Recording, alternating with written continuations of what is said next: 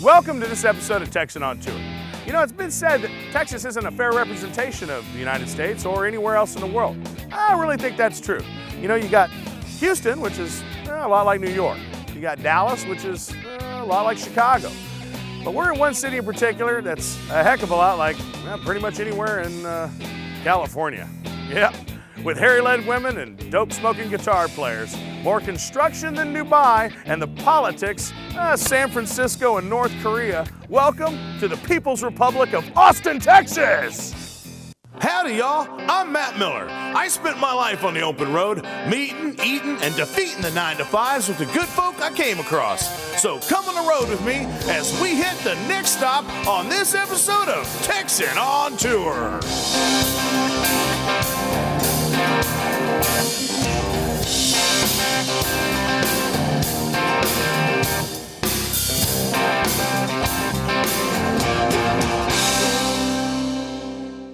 Now, we've got a lot to see and do here in Austin today, and thankfully the Austin food truck scene gives us no shortage of places to help us get our groove on. And that's why we're here at Biscuits and Groovy. Biscuits and Groovy is a fun little breakfast-only food trailer with 2 locations serving those in the know and on the cool in Austin, Texas. Morning after morning, folks line the walkway in front of their unassuming tin single-slide window breakfast bistro for a barrage of some of the best biscuits baked this side of the border. And if you think that's a mouthful, you ought to boogie on down with their biscuits, as all that's delicious comes in a colorful culinary combo named after masters of the get-down. But don't take my word for it. Just ask a few of their customers to illuminate the fine shine on this hot spot. I really like the biscuit. The biscuit's really light, really fluffy. It's definitely like it'll crumble apart in your mouth. It's really good. Like, I really dig it. And the gravy is really legit. It's groovy, as they say. I got the Village, I think that's what it's called. It had a bunch of jalapenos on it. It was really awesome. Every time we come down, there's either no parking or there's like a long line. So we got down this morning, it was perfect timing. Cool, what'd you get? The Johnny Hash with no chives. It's pretty good. Johnny Hash with no chives. You ain't a chive guy? Not a chive guy. I don't want onions on my breakfast. But that was pretty good, huh? Yeah, it was pretty good. We'll definitely be back for sure. Yeah, that's what I'm gonna be getting, is the Johnny Hash. We enjoy it, man. Before I cut loose into Biscuit and Groovy's Johnny Hash, named for singer Johnny Nash, of course, I wanted to see clearly now how this breakfast dive had dawned. So I spoke with Austin native and man of few words owner John Locke as he regaled the record of this bodacious biscuit booth. Dude, that's a groovy shirt, man. I gotta tell you. Thanks. So John, tell me how you got your groove on here. Oh, started about 6 years ago as an all-vegan trailer. We had one dish called Biscuits and Groovy. And everyone came up wanting biscuits and gravy, but not the vegan version, so we switched it up to what it is now. Really? All right, what year? You started this in what, 2010? Yeah, September 2010. September 2010, and you've gotten so big now, you got what, 2 locations? 2 locations. Cool. So you've watched the whole Austin food truck scene just explode. I have. Yeah. All right. You didn't go to culinary school. I took a few classes in high school, but that was just prepping for all the school lunches, so they didn't have to pay someone. Really? And then that turned into this? Kind of, yeah. I had a commercial kitchen for a kombucha company, and didn't have anything to do with it. We started this right when the food trailer scene was taking off. These are homemade biscuits, right? Yeah, we're pretty busy here, so we're baking the biscuits nonstop throughout the day, so everyone gets a fresh baked biscuit. Wow. Is this like your grandma's recipe? The standard biscuit recipe. We use a really good flour, super low protein, so way less gluten, resulting in a way fluffier biscuit. We use good butter, good buttermilk. Now, I noticed the dishes, they're named like after, you know. Disco artist, Gloria Gaynor, she was the queen of disco, so it's the queen of the biscuits, our biggest dish, everything we have. Yeah, we're working on a few specials this year. The Pig Floyd, bacon fat biscuits in the shape of a triangle with a fork in one end, bacon out of the other, like the Dark Side of the Moon album cover.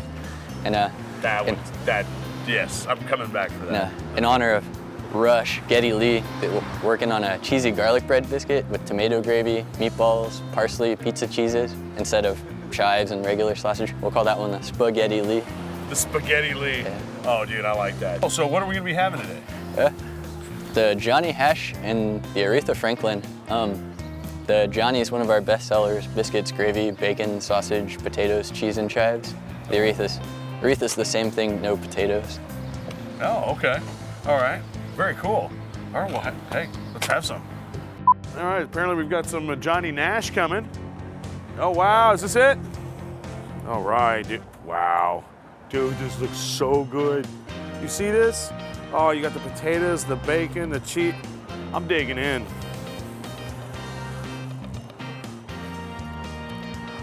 Tell you what, if you're gonna start your day, this looks like the way to do it.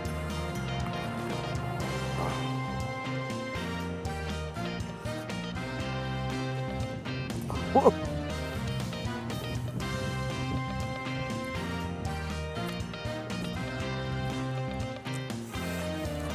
I wouldn't mind starting at least 3 days a week with one of these. This is wonderful. Oh my goodness. Oh my goodness. Bro, appreciate you. Well, you got a heck of a spot here, man. Y'all in Austin, you come down to Biscuits and Groovy. We got a lot more to do, and I'm gonna eat and walk this off at the same time. And now for a strange Texas quiz. 3 years before London was terrorized by Jack the Ripper, Austin, Texas's Masontown district was plagued by a series of murders, 8 in total, where the perpetrator left footprints that is, containing only 4 toes on his left foot. In late 1885, he was shot, paralyzed, and later died while committing his last murder. The timing of these murders made this man the world's first official serial killer. What was his name? Was it H.H. Holmes, Dean Corll, Henry Lee Lucas, Nathan Elgin, or Joe Ball? The answer after the break. It's a new year, and if you have damage to your home, your New Year's resolution should be for your home insurance company to pay you every penny you deserve. Hi, I'm Eric Dick, a home insurance lawyer. Do you have fire damage, water damage, storm damage? Better get Dick.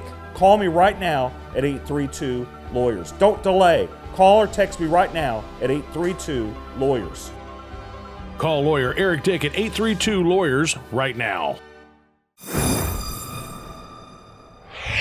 So, who was the 4-toed Texan that killed 8 people before Jack the Ripper, making him the world's first official serial killer? Well, if you said Nathan Elgin, you're too cool for school. Nathan Elgin targeted servant girls of the era with knives and axes and had a club foot with only 4 toes, which was later used to identify him. The story goes that Nathan would sneak barefoot into their rooms late at night, stab them in the side of the head, and drag their bodies away where they would later be found mutilated. American short story writer William Sidney Porter, known as O. Henry, coined him the servant girl annihilator, as he's known today. Ooh, that's just creepy. So after breakfast, I thought I'd surprise y'all by taking you to visit with a feller who had a great deal of insight on life, the state of America, and of course Austin. So my crew and I headed into the Texas Hill Country in search of this southerly sage, and before too long, we arrived at our destination. So I told you guys we had a surprise for you. It's a good one. We're here at the ranch of none other than Mr. Kinky Friedman. Texas country singer, songwriter, novelist, humorist, and former candidate for governor of Texas, Kinky Friedman, is a popular American satirist in the mold of, well, Will Rogers and Mark Twain. I sat down with him at his ranch outside of Austin and discussed the state of affairs and our state's capital. The human condition. Pathetic. Pathetic, huh? How do you see it nowadays? Well, the old Austin motto, onward through the fog, is a pretty good one. We look at, you look at any area of endeavor and you've got our bleeps bleeped up. Very descriptive, perfectly descriptive of our country. I don't know what the hell we're looking at right now. We're looking at a homogenized, sanitized, trivialized country. Right. And common sense is kind of important occasionally. And we're not seeing very much of that at all. And that's unfortunate. But, you know, it's important not to apologize every 5 minutes. And it's important not to be PC. And that's maybe more important than we think. I think being genuine is important. And if you don't, you're not, because then what are you dealing with? If you don't know you don't know what you're dealing with if somebody's playing by all those rules. Well, I'd like to see which ones you break, because that makes you interesting, damn it. musicians could better run this country than politicians. And we wouldn't get a hell of a lot done in the mornings. Like this interview. It would be difficult. But I'm an independent, first, last, and first, always. yeah. As well, I think any thinking man needs to be. You gotta be, yeah. Actually, I think the majority of the country recognizes how screwed up things are. So what about Austin? Shoot us straight on Austin. Well, Joseph Heller, who wrote Catch-22, was an old pal of mine. And he says every change is for the worse. And he also says nothing succeeds as planned. And if you follow just those two ideas, you can go a long way.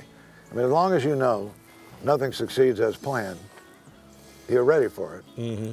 And every change, I don't know if every change is for the worse, but when you look at Austin, pretty close. This goes beyond politics. Sure.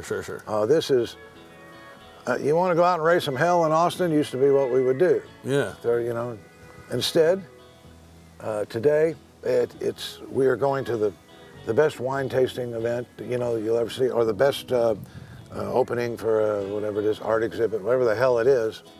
It's a different attitude. They really would like to be LA. They're modeling it after what they're familiar with. Sure. Now, there's a lot of colorful people in California. Mm-hmm. A lot of characters out there. None of them moved to Austin.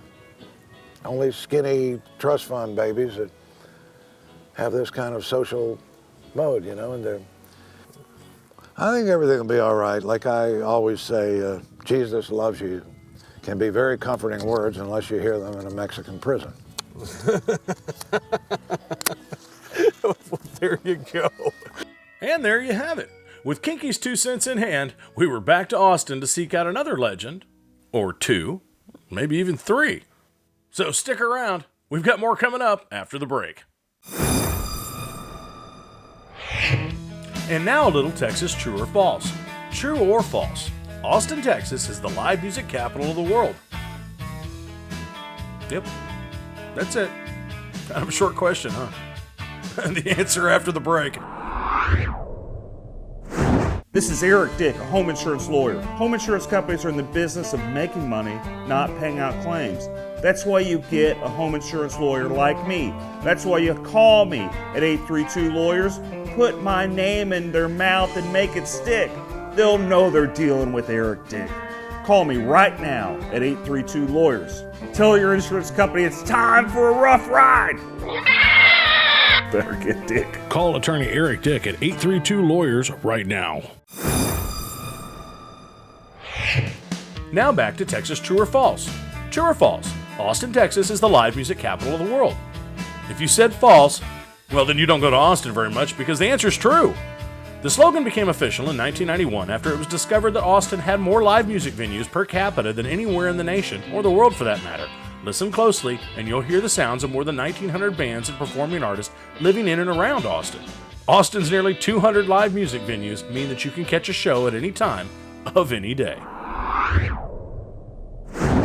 Now, Austin's a great city, filled with great people and great food. But there's one common thread that sews all of Austin together, and that's the music scene. And there's no better monument to the Austin music scene than Threadgill's. Threadgill's is not only a great place to grab a plate of good old home cooking, it's also a veritable museum of Austin music artifacts. I spoke with manager Dylan McDougall to get the juice on this jammin' juke joint.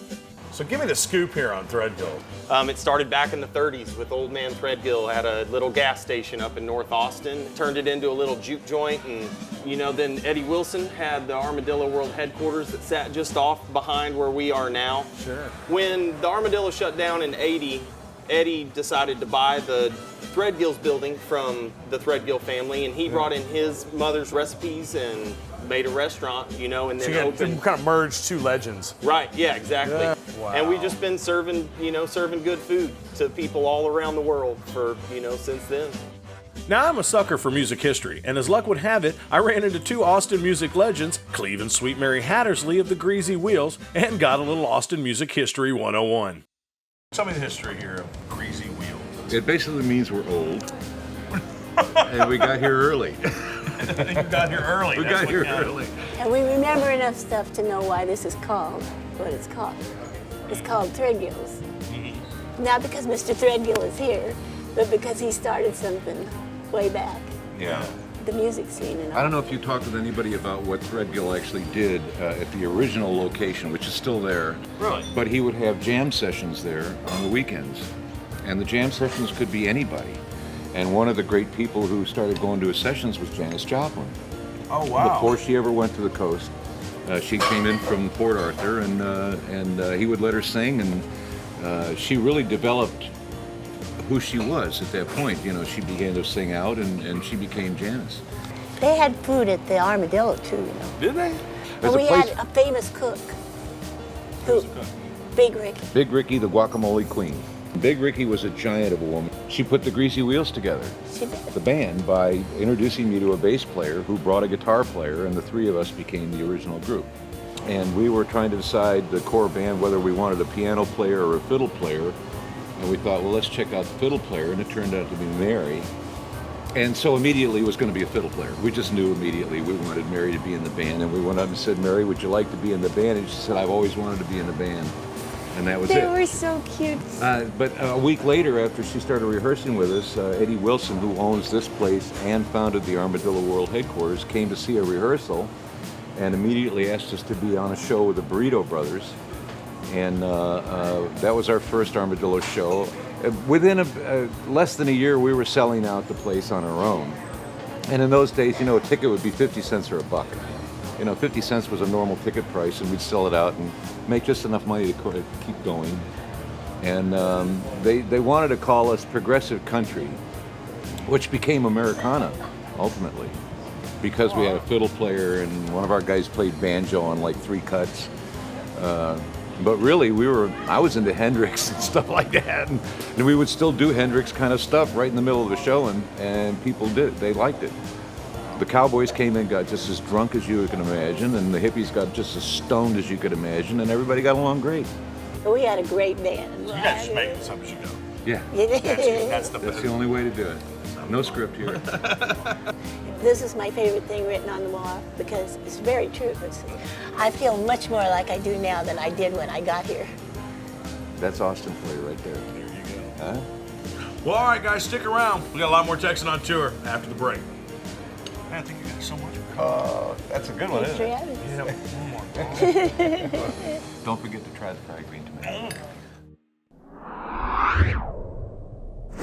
Getting the shaft from your home insurance company? Better get Dick. Here's some fun Austin facts. Austin is the fastest growing city in the nation, with an average of 85 new residents added every single day, and is now the 14th largest city in America. It's also one of the safest places in America to live because 70% of their annual $600 million budget goes to police, fire, and emergency services.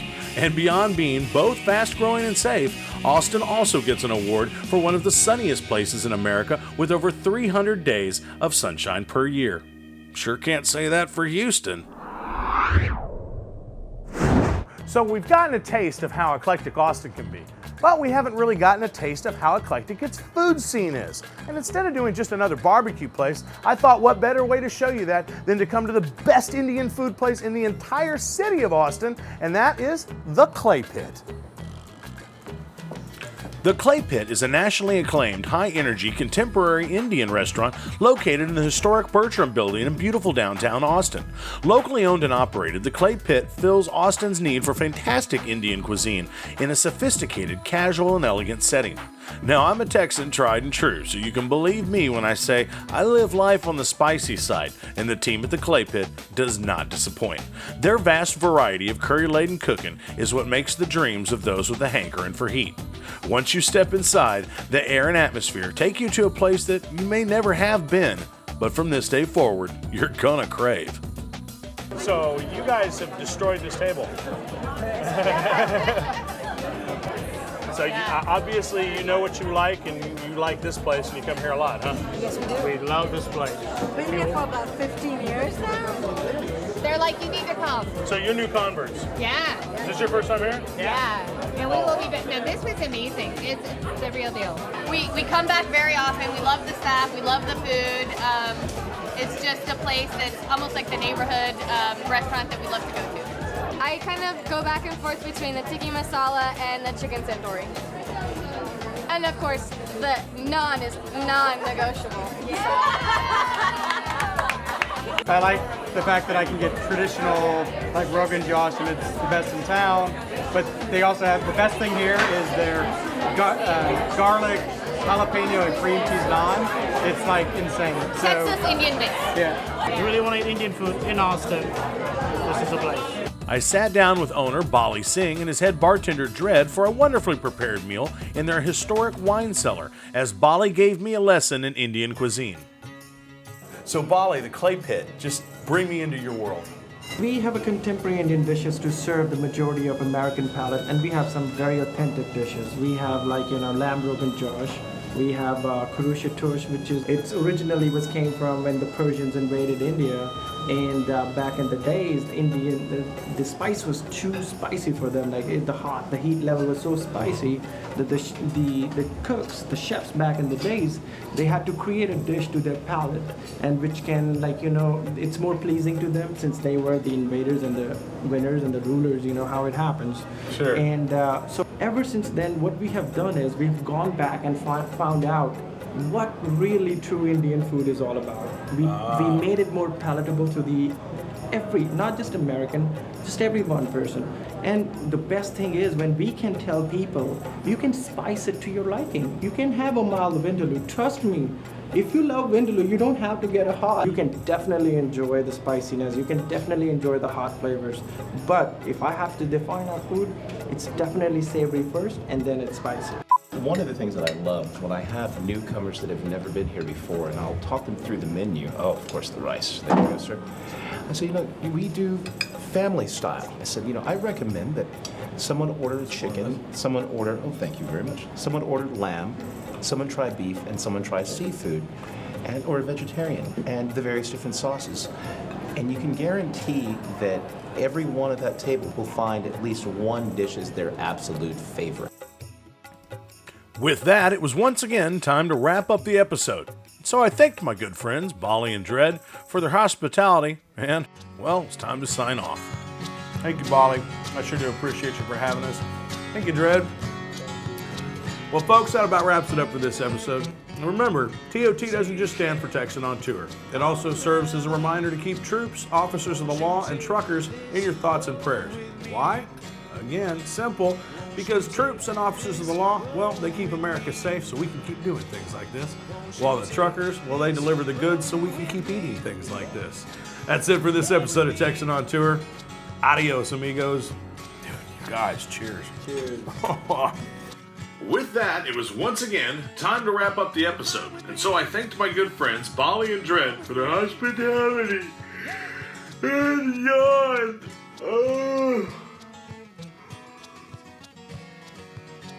What time is it?